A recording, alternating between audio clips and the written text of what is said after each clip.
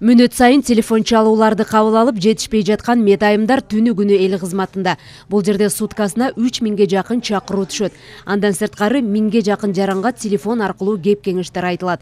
Бир нече жылдан бери калкка биринчи жардам көрсөтүү тармагында иштеген Гулсифат Кабирова кээде түшүнбөстүктөр да болуп турарын айтат. Коркуткан учурлар болот. Өлтүрүп кетем, анан мен зырак карам, жабып калам дейм. Бирок ошого карабастан эчтегенге туура келет. Окшош адрестер түшүп калат да. Анан вызовдун көптүгүнөн байкабай калабыз да. Бир бригадан эки жерге жиберип алгандар болот. Анда бригададан дагы, анан чалган кишилерден дагы сөз угабыз да. Биздики реанимационный бригада болгондуктан только реанимационный поводторго барабыз.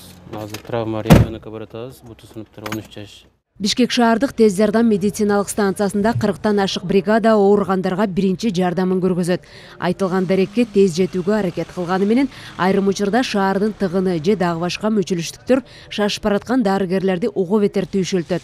Андыктан ыкчам жетүүдө айдоочулардын эмгеги өзгөчө.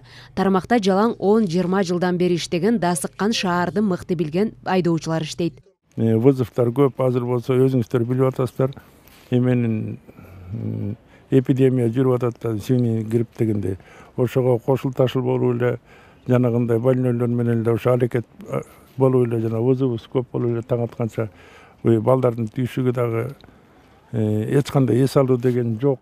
Тез жардам чакыргандын баары эле ооруканага жатып калбайт. Ар бир 100 чалуунун 5-6 дарыланбаса, көбү биринчи жардам менен гана чектелет. Колоссальная нагрузка легла на 3-ю детскую больницу. Азыркы тапта ооруканаларга абдан күч келүүдө. Өзгөчө баардык балдар ооруканалары менен жугуштуу оорулар борборлорунда орун жок.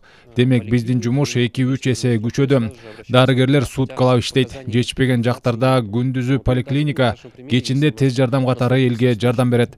Өлкө боюнча 682 тез жардам пункту иштейт. Анын 599-у жалпы жардам, калганы атайын жардам топтору. Тармакка педиатр, реаниматолог жана кардиолог дарыгерлер жетишпейт.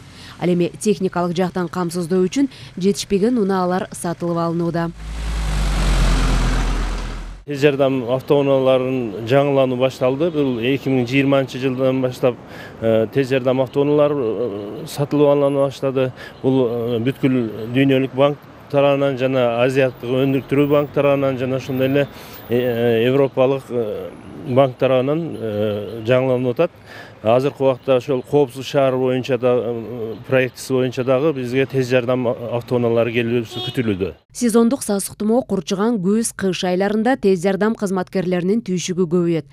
Дарыгерлердин жетишсиздигинен улам айрым учурда үй бүлөсүн жеке өзүнүн ооруганына карабай кызмат абалында жүрүүгө аргасыз болгон дарыгерлер да бар. Элиза Нурматова, Азамат Жапаков, Фалато 24.